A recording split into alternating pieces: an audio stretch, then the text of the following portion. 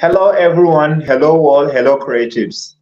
Welcome to another fresh episode of Inside Nollywood Conversation, where we discuss, digest, and lament lots more of discussion about the Nigerian film and TV industry. And I am your host, Musa Sunusi Ahmed. Everybody around the world, be it filmmaker, be it all across all disciplines, we are talking about artificial intelligence and metaverse, and this is creative tech. And this kind of hurdles of technology meeting our industry, our disciplines, is getting a lot more of trendy discussion since post-pandemic world. And for us here in the film and TV industry in Nigeria, it's maybe words, it may be a new kind of set of idea, perception, and from all across discipline of filmmaking and subsectors, be it script writing, be it directing, be it post productions, everybody is talking about AI, artificial intelligence, and people are very curious. They will be missing their jobs. They may be doing. I mean, everybody is afraid of what is going to transpire in this reality of artificial intelligence and metaverse. And to do this topic a justice of bringing in someone who could give us insight, the decision of what is really happening with the adoption of AI and lots more of things, and what will affect adoption of AI in the creative process, seeing globally, for example, in America, Writers Guild and actors and everybody is. I mean, the genesis of even the strike, a lot of people are saying is this issue of AI. So to do this topic a justice, I mean how Nigeria's film and TV industry are planning for artificial intelligence. To discuss this, we are bringing in a pioneer, someone who have done so much in making sure it pioneer the process of marrying creative process, filmmaking process, and technology in Nigeria. And this person is no other than anybody but a woman in a kind of a pioneer and a woman in filmmaking in Nigeria and across Africa, and also a founder and CEO of Alventure, a creative tech company who have been doing so much in finding lots more of things that simplify and easify the process of filmmaking in Nigeria. And to do justice, I'm bringing in, I'm welcoming a creative tech entrepreneur who is pioneering this new set of ideology of marrying technology, AI, or whatever technology and filmmaking, and also storytelling in Nigeria. This person is no other than anybody but Julia Ako. Julie, welcome to Inside Nollywood Conversation. Thank you. Thank you so much for having me. I hope you're doing great. So thank you, Julie. For lots more of our viewers, this may be the first time they are getting one-on-one with this creative journeys, this creative entrepreneur. I mean, creative tech entrepreneur in person of Julia Ako. Please tell us your story. I mean, how you started, from where you are, and how you carve a niche for yourself as a creative tech entrepreneur, marrying storytelling, writing, and all the process of filmmaking in Nigeria. I mean, how do you find yourself in this industry? All right. Thank you for that question. So I'll do the intro again. My name is Julie Ako. I'm a writer, director, and primarily I'm driven by human stories with intention and meaning. And I'm also driven by the vision for a reimagined Africa. I'm also the founder and CEO of Urban Show, which you rightly said is a creative tech company that is marrying story acquisition and breaking down the ease of that process. So I have a background in computer science and film studies. And so my portfolio ranges beyond just filmmaking. And in that marriage, I realized that we have the tool to, first of all, create a sustainable industry for ourselves as creatives and make it bankable in the international community. And so this is the real driving force. I would say that in my own personal space, I create content for top studios, and I've done documentaries, short form content for productions like the United Nations Verified Campaign and other series. So, but like for me as a creative, I don't just want to create content. I'm more about telling stories that connect with the audience, and connecting with the audience is the key. So in connecting with the audience, I realized that there are various groups, and to serve them, we need to continue to create avenue for the diverse voices that have the stories to share. And this is how Alban Show was born. That is the preliminary conversation here, right? I hope I've answered that question. Yeah. Of course, you do that. But Julie, me following you for a very long time, maybe I got to know you pre-COVID, but I got to Yeah. fancy the work you do in the industry. A week a week or thereabout before lockdown, Mm. uh, you used to say so much about your father, how you were inspired by your parents, storytelling culture in Africa and other things. How that Yes. inspire you and influence your love for storytelling? And after all, you just risk it all and go and study computer science. And still you say, hey, I got to go back to my first love. Yeah. Well, that's a very interesting question, because I think from the very foundation, it has always been a mix of the sciences and arts for me. So my dad was a storyteller too, and he told us a bunch of stories. I have some of them written in my diary. And then he had this way of like ensuring that when he's done telling you the story, you retell him. You retell. It can be very annoying. Then it was annoying, but I didn't know that it was kind of grooming the storytelling spirit that we had. But beyond that, we took our books seriously, and I was easily an A student in sciences. So it was just a natural progression. I didn't think it was abandoning my dream. I didn't think it was risk taking. It was just natural. And why I chose computer science was I knew that I didn't like blood. I would have gone for medicine, but I didn't like blood. And I didn't see any other area in science that drew my attention as much as, you know, I love just how practical and physical computer science was. Geology also was closely seconding that, but it was also getting like almost hard to implement in our world. So I thought, yeah, this is the future. Computer is the future. Let's see how much I can learn. And thankfully, because it didn't come from a place of last resort or risk or abandonment, I'm able to marry that career and my passion for storytelling now in my in my work at Alban Show. Oh, that was great. And all of a sudden, Thank you. African Magic pick off your story. Tell us the genesis. What happened, and your story just boom. African Magic pick off your story, and you Um, receive that multi billions of dollars. wow, that's an exaggeration, but thank you. I'm seeing multiple billions African coming. Magic, African Magic deals in dollars. It's not true. You receive Mm. millions Ah, of them. you're the one telling me. I probably have to write back and say, see what I was told. I need to reevaluate. But okay, so I had a very interesting relationship with African Magic. When I was in school studying computer science, I was also writing. I was writing for magazines, I was writing screenplays. So my very first screenplay was purchased by African Magic actually.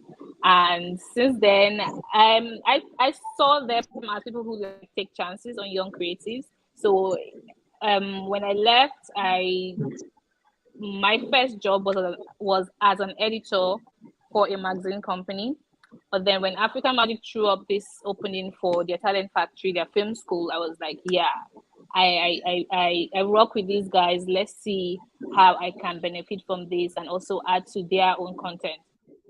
So it was a thing of I was getting value and I was also in a place where I could give value back. I maybe there are a lot of people getting billions of $1 billion contracts, like you're saying, but you know, for me, for me, my driving force has always been to tell the story is always like the most important thing for me, and growth in learning how to tell those stories, you know, better. So I have more of a academia relationship with them. Maybe with time we do have those commercial content created by us in collaboration with Africa Magic. You know, these are things that I'm very, very much open to. That was great. What do you remember about that call that Africa Magic is taking you serious? My first script, or which colleague? I mean, the first script Africa Magic buy from you. Do you remember the first call or the email? I mean, and Yeah, there's a great one. it was exciting and kind of gave me, it was a good tap in the back and validated my dreams. I didn't want a dream where I would die easily because I couldn't fund myself or fund going for that, or I would have to compromise because I needed to fund my life or my lifestyle. So when they did that, I thought, okay, yeah, this can be a career for me. It's not just, you know, wishing in the sun or waiting for luck. If I can plan myself, create, you know, I could create a career path here. So that made me, I think it energized me, it validated me, and you know, just really made me excited. I remember that telling my auntie, I was in my auntie's house when I sold that first script, and I'm like, yo, I just did my first business with storytelling. So you see all that absent-mindedness that you have to deal with when you're talking to me, it's paying off. It's paying off. So that was how I felt. Oh, amazing, amazing. Let's come before we get into the main topic.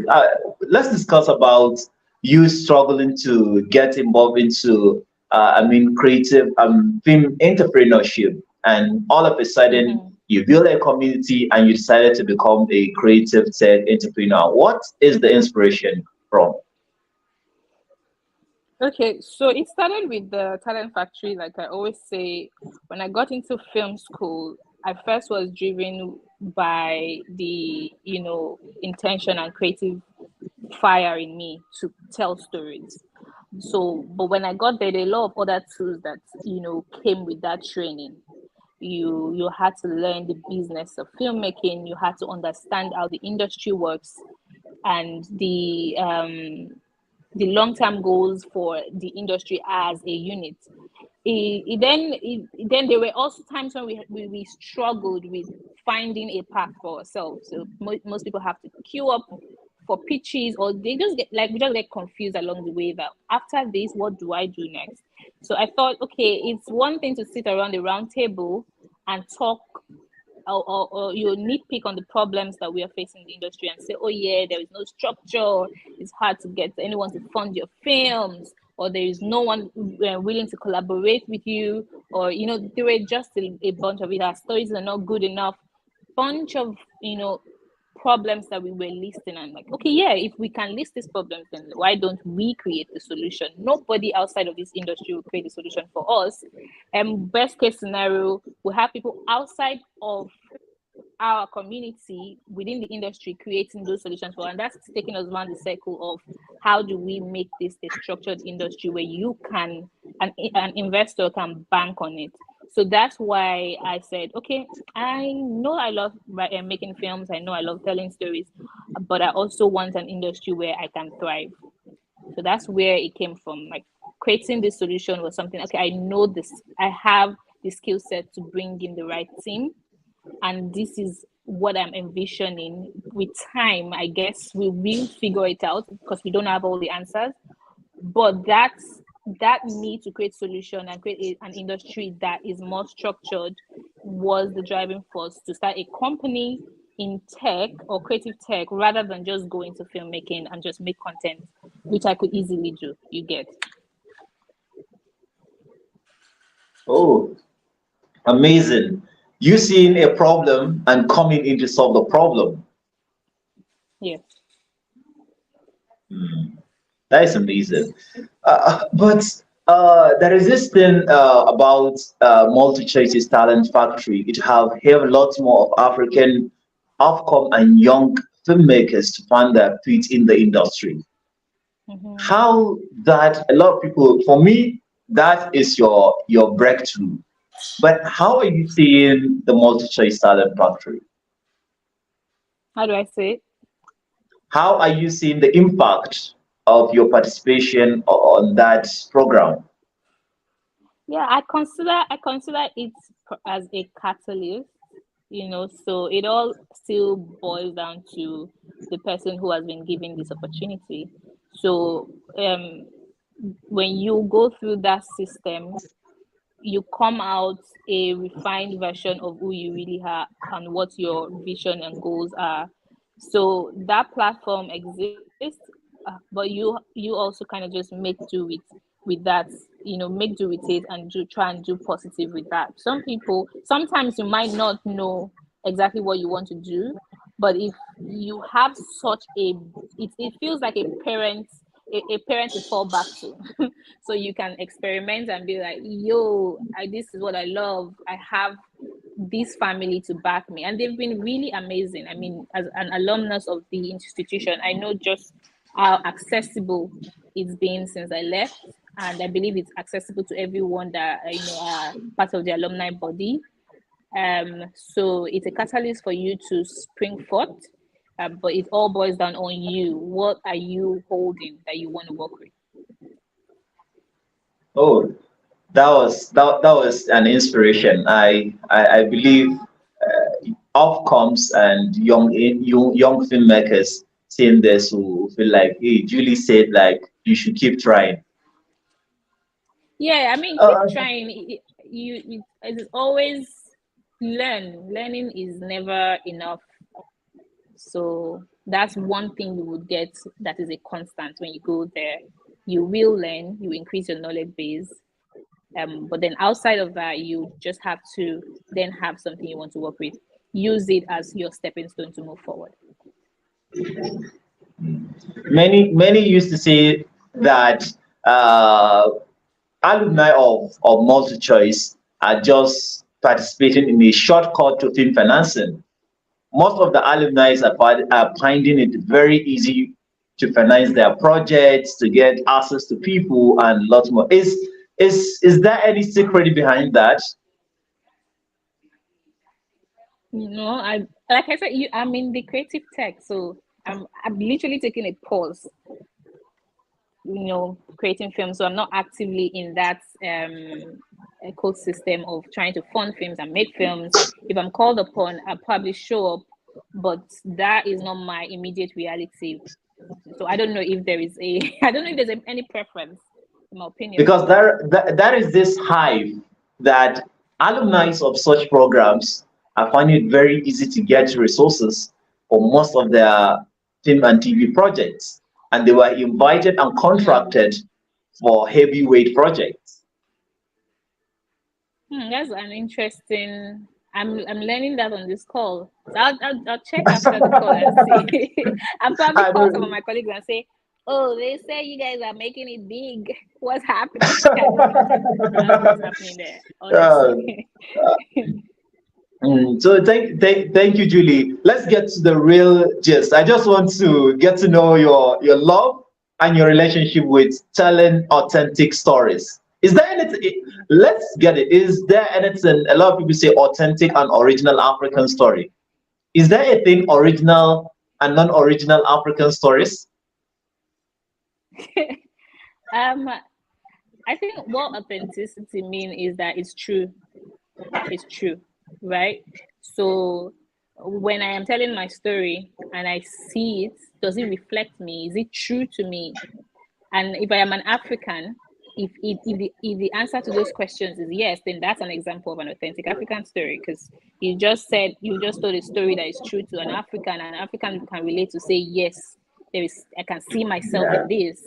Then that's an authentic African story. I don't think there's any philosophical explanation to it. It's like, truth, is this the truth? And that's it. Oh. And can you tag Gangs of Lagos and original African stories? Oh, no, Musa, I thought I don't know if you guys were doing film review. Is this just like want to get my casual opinion about the film? Because if you check my portfolio, I hardly do film reviews. So, but it was a very enjoyable film. So, Julie, AI was now a thing in film creation process. How Nigeria's film and TV industry are planning for artificial intelligence? How are they planning? Yeah, how Nigeria's film and TV industry, stakeholders, be it producers, everybody in the industry are planning for artificial intelligence, be it handling it, adopting it.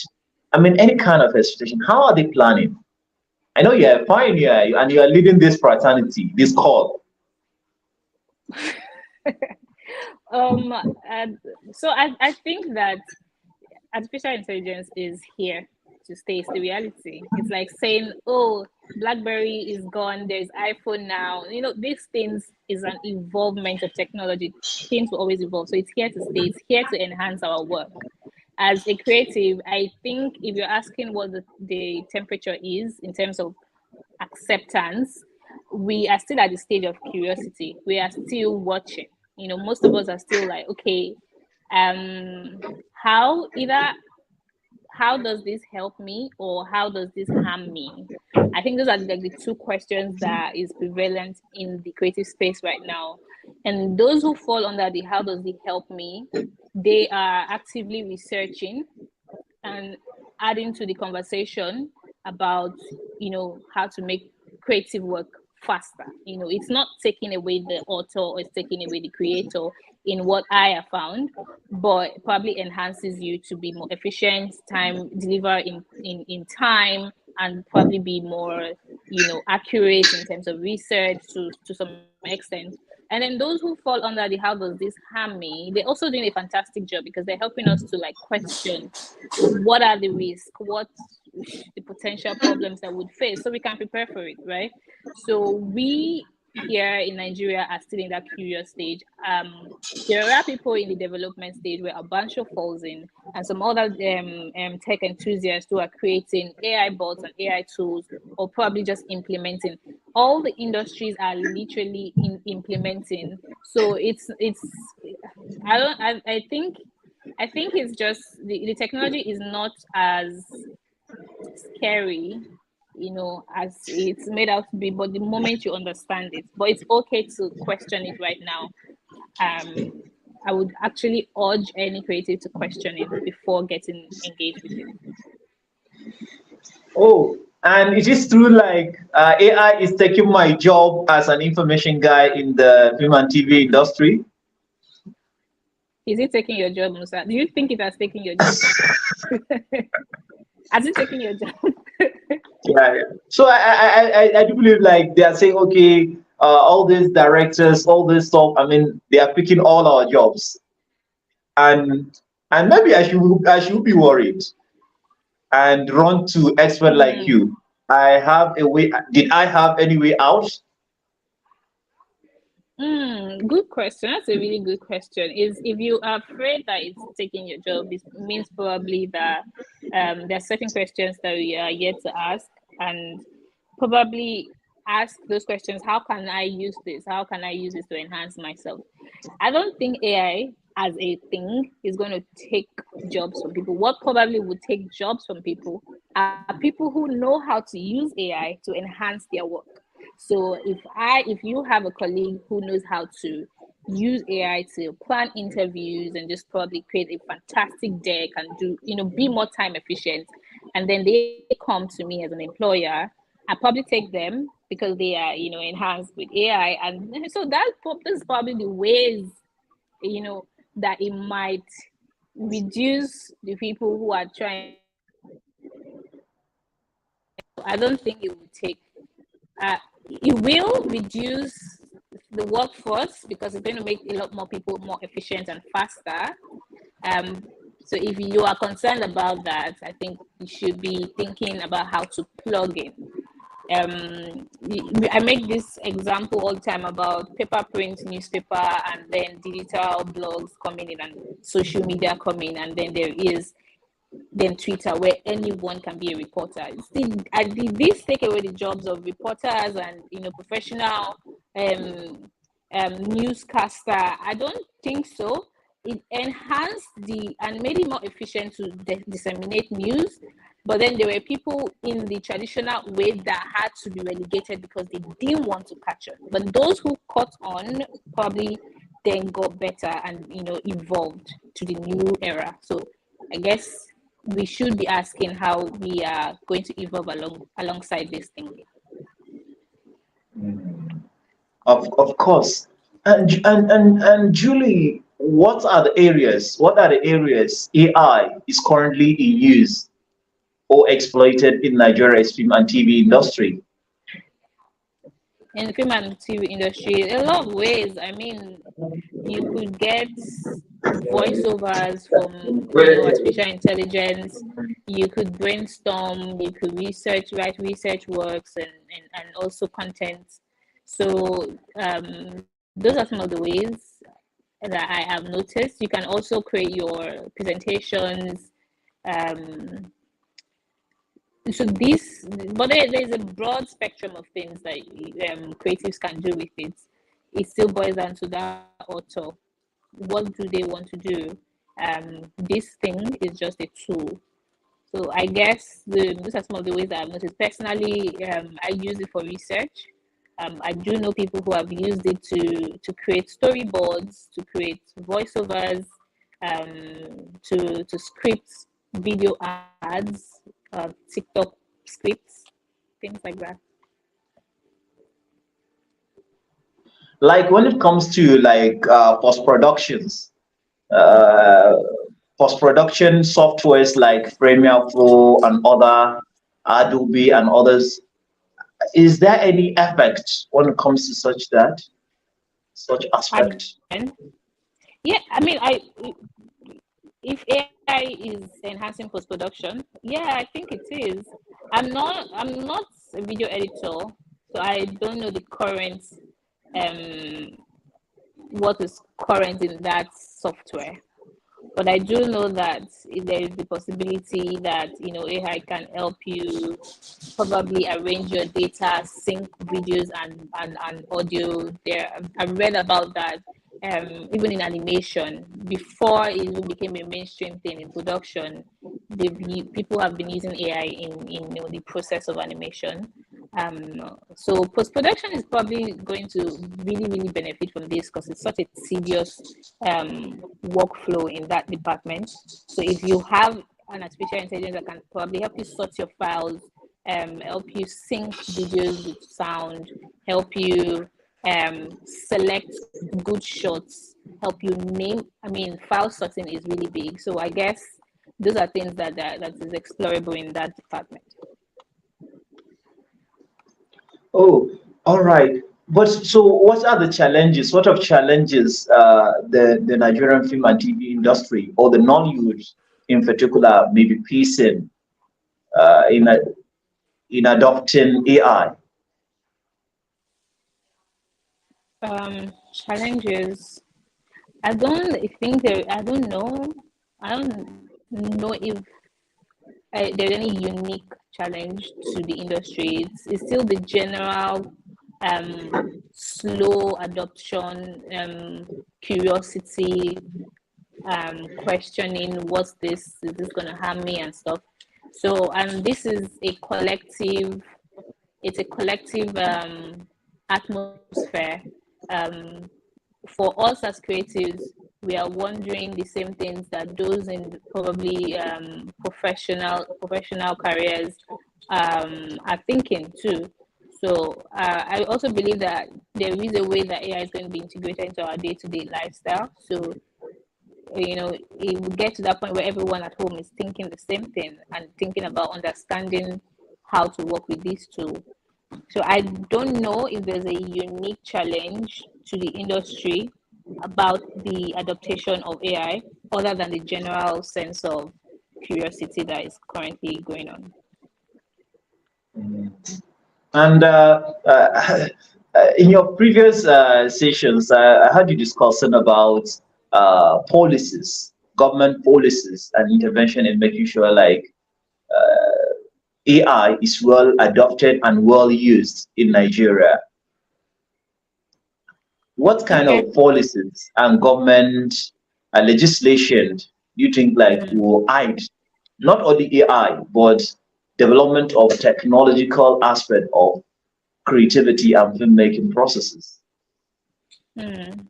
Yeah, I believe that when we do thoroughly understand where this is going, there would be need to have policies in place. I mean, we could see that with the Writers Guild of America having conversations on authorship and crediting writers that work with this artificial intelligence, and also policies about not really replacing things that people can do with just AI, so that the workforce. So I guess um, employment should think we should think about how we want to engage our young people with the advent of this, so we don't take jobs. I guess those are areas that government can be looking into.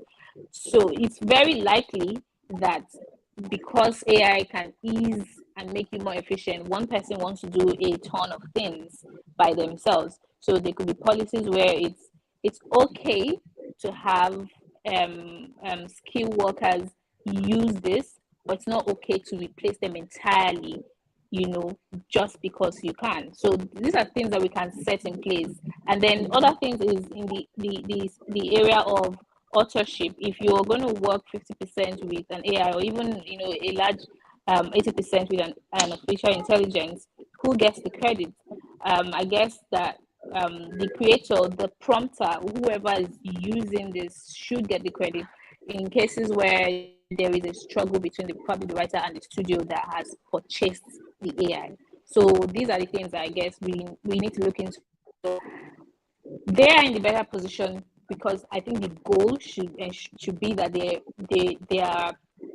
their population is engaged, is employed. So if the policy is going to enhance this, these are the things that we would give a thumbs up to. But if the policy is going to just further make things complicated, I guess everyone has to stand up with I was going to say clapperboards, with their posters and probably rebel and stuff like that. So I don't know to the extent of policies that we need right now, but I do know that it should protect the interests of skilled workers and creative workers. Yes, most of what you do as a storyteller and also creative thread person cycle around licensing and intellectual property rights. Do you Yeah. how do you think like this issue of licensing and IP could be exploited and being challenged by AI? How it can be challenged. I think that from the things I'm still studying this thing, right? So, and from the things I'm gathering, there are a lot of ways that AI draws information from the world, from the internet, and this content, this whole source of information, been created by people in the past. However, there is no linking to a specific author when an AI is, giving you feedback, giving you content or any information that you've prompted it to do. It is just rinsing through a bunch of stuff. So you can't really link it to a particular person, right? So it might be erasing the authorship of the original creators or the different people who have contributed to its intelligence, but in essence, what it has produced is not their IP. It's not their copy. It's not their property anymore. But it is the property of that person who has prompted the AI or who is creating this content. And that to me, in as a creator myself, I think is largely fair, because how do I create? I don't not yeah, sometimes we say that there is this daemon, that the creative genius that gives you ideas, but we draw from everything around us. We still, primarily creatives, yeah, we inventing. We are taking from other people's work. We are inspired by other people's work, and the things around us. So I guess that's exactly how that model works, the AI model as well. It's drawing from those things. So it shouldn't be a big problem, but you should, as a creator, have the right to create content, and maybe this is a policy that can also be adopted. You can have a right to create your content, put it up in platforms that is not accessible by AI. So AI doesn't feed its own intelligence by something that I have created. I mean, you should have that option to limit the access of AI to your original work. Oh, what a lovely idea. You should patent this thing. I don't think it's an original idea, but yeah, I mean, people are probably thinking about it too. Thank you. But yeah, from what you have said, I think that may even suggest like all this hype of blockchain technology is not making sense. Because if this blockchain technology will not be able to track where all this intelligence were gathered and make sure that, yes, they collected, the AI copied intelligence from my something that I own the IP of, Yeah. then I have to receive benefit of what AI were generated. And if any kind of financial exploitation were gotten from such AI creation or chat GPT or whatever, then I have to got my benefit. In as much as blockchain technology is workable, then I think we should get this. Yeah, I'm not technically informed enough on that subject, but it sounds like something that should be doable, because it's an inventory, right? So blockchain exists to be able to track everything that enters into the blockchain system. So it's a possibility. I just don't know how feasible it is to use that as a metric to say this information was gotten from XYZ person, because the XYZ person also worked with a bunch of other information to create that content. So it's really a web, like the web, the pun is actually intended. It is a web of a lot of things. You can't create a string to one source. The moment if we can do that, and if it's verifiable, trackable, yes, that source should get compensation for that content. That is, crystal clear. But when you can tell that there's just a ring, then it's a bit more complex than how we're saying it. So,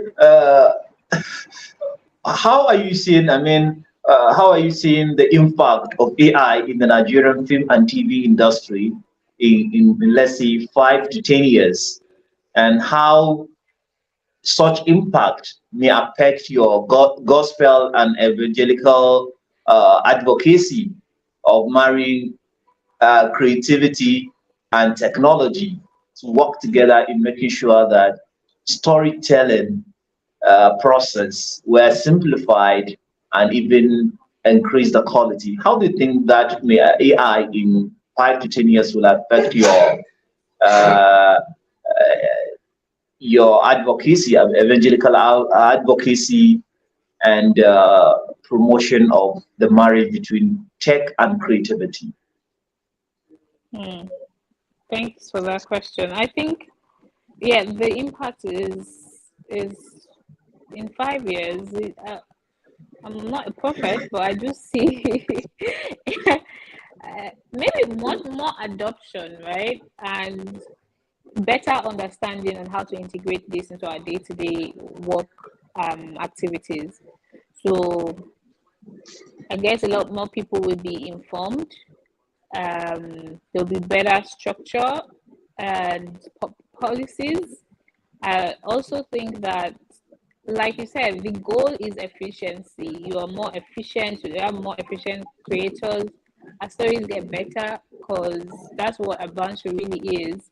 We're not just giving avenue to create content and put out there. It's how getting better at storytelling. And one of the ways that we have unearthed or uncovered about how to tell better stories is doing more research, is having more nuance attached to the story, having more context given to your story, being more authentic. And these are things that you could easily work with, because then you have more data to work with. If you're working with an AI, you probably have more accuracy. You are able to understand cultures faster. Your research speed work is top notch. So I guess this should impact our storytelling significantly.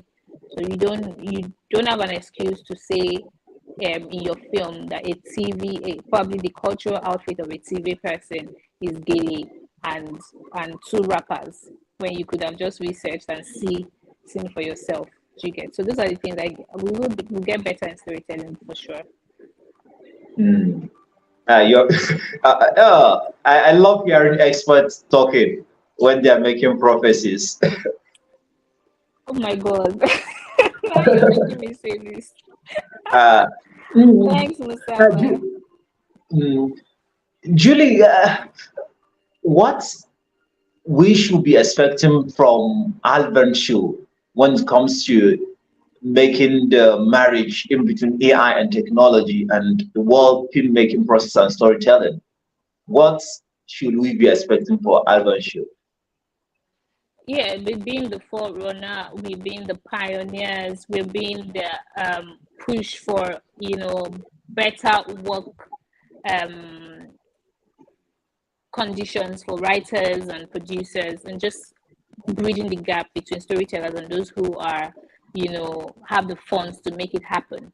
So we are seeing a lot more storytellers have the opportunity to get their stories purchased, optioned, produced by international producers. So this really is where we are at. This is our goal, and we will remain, so long that there are writers out there who have content and that they are confused about how to go about it or who to sell or pitch to, always be in business. Hmm. And how are you planning to exploit AI at Alvin Show? Yeah, we're not. We're just it's attached to the software, so you can choose to work with it or not. It's just there to enhance your work and enhance your delivery. So these are things that and we also want to grow with the advent of this technology. Grow with it, and starting now is, I believe, now is the best time to do that. Hmm. Agree.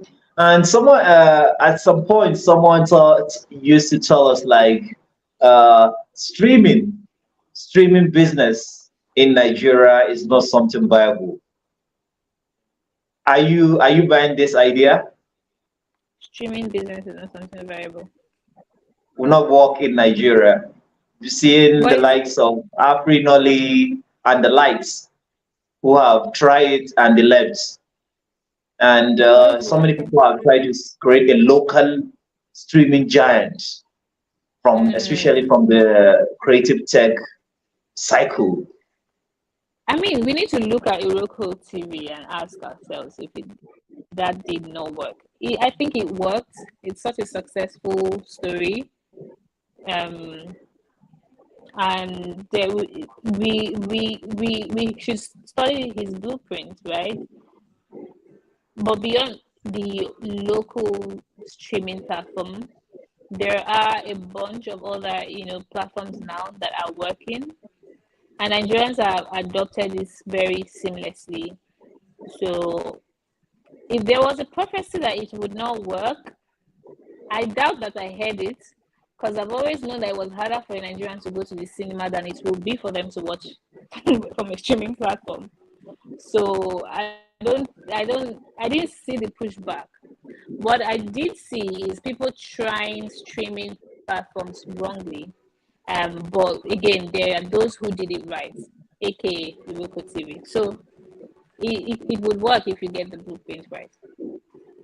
Uh, oh, hearing from a creative tech entrepreneur and also a storyteller, it makes sense. It makes sense, and it affirms that it will work, and there are lots more possibilities. But despite that, uh, being a rule breaker and a pioneer, are we expect could the industry expect Alvin Show building a streaming platform for Nigeria's film and TV industry or Africa at large? Oh, I like that dream. Maybe in the future if we decide to go into distribution, but currently it's not in our near term or even long term goal to distribute finished content. What up? What up? Ticketing. People are there are all saying like people will go back to going to physical cinemas. Are you tapping into any kind of ticketing or things like that? Or Okay, visual I'll look at reality it. of a If thing? you if you're saying it's a viable business to look at, I'll look at it. I'll try and see if we can consider it. But again, our business model is really clear, and right now what we are focused on is writers creating content and being able to sell, option, collaborate with other creators, and then having a platform where they can create stories seamlessly. So right now we are in the pre-production and creation ideation stage. We are that company for your ideation to production, and if you say there is opportunity for this model you just said, but it's currently open to anyone to tap into. It's right now not our primary goal. That was amazing. But Thank before you. we wrap up, it's always amazing hearing from experts telling us, hey, where are they seeing the Nollywood as industry in 5 to 10 years to come? Because currently, with all commitments from people like you, the industry is positioned second as the Mm, second largest industry. Are yeah. you thinking like in years to come, what kind of where are you seeing the industry? I mean, Nollywood in 5 to 10 Yeah, years. I see us, when you say we're the second largest in the world, it's still in terms of quantity. So I think second largest in quality, or even getting to first in quality is where I see us headed, because we do have good stories, you know, and when we empower those who are artists, who are called to do this, then they will tell powerful stories that would serve as quality films that can stand on the international stage and compete with anyone from anywhere in the world. So let's keep empowering young people with passionate stories to tell, and then see where it goes, because we can't keep calling ourselves second largest in the world when all of that is just about the quantity of the content. We need quality that will stand us out. So thank you, Julie. Do you have any message you want to send to industry stakeholders? I mean, writers, producers, directors, and all the industry stakeholders and government. Because there is Mm, this saying, your immediate people are the less mm-hmm. valued professionals in the industry, Yeah. writers. Is that true? Yeah. I mean, for the longest time, it's the least recognized, maybe least paid in most cases. there are lots of problems we can list. It's endless. So I guess what we can keep doing is, band together, keep fighting together. Our band show is here for that cause, because we saw it happening, and we said no, we won't join those just complaining. We will try and create a solution to this problem. And it's almost impossible to not get your credit as a writer on a band show, or that you are not paid adequate or standard fee for your script, or that you are not able to negotiate favorable terms with producers. So these are things that we're trying to put in place. I do encourage writers and producers to check out what we're doing. Join the waitlist if you're a writer, because then you have first access to the platform to work on your stories and just have a feel. And then generally to the industry, let's embrace this opportunity, because it's not just an avenue for other people to join, it's generally adding to the structured industry, so people can create a career path for themselves. People can be proud to be associated with the industry, and then we can have data that investors can piggyback to and say, yeah, based on what our Bancho has done over 5 years, based on what XYZ company is doing, we know just how much growth exists here and what opportunities are left. And then we make much more contribution that would better put us in a solidified position as an industry. For now, we're still all just living in our silos and running the rat race. When we become an industry as it should be, it would be better for all the stakeholders involved. So thank you very much, Julie. We really appreciate having you. Thank you for having me, Musa. It was a great conversation. It was amazing having you.